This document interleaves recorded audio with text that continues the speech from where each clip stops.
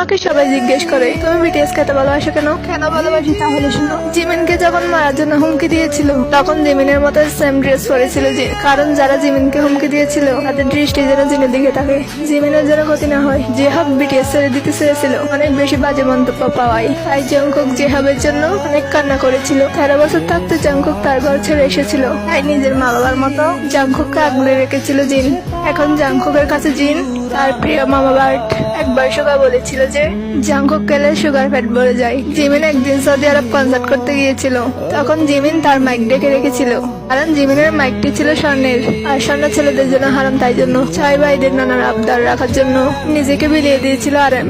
একটি কনসার্টে মুসলিম আর্মিদের নামাজের জন্য তারা কনসার্ট অফ করে রেখেছিল, যেন তারা নামাজ পড়তে পারে, আর তারা কোনো রাগ প্রকার না করে অপরকে আঁকলে রেখেছিল। এগুলো তো অনেক অল্প, তাদের নামে যদি বলতে চাই সারা বছর পার হয়ে যাবে, কিন্তু কথা শেষ হবে না। এরই নামই হচ্ছে বিটিএস, আর আর্মিদের ভালোবাসার কারণ।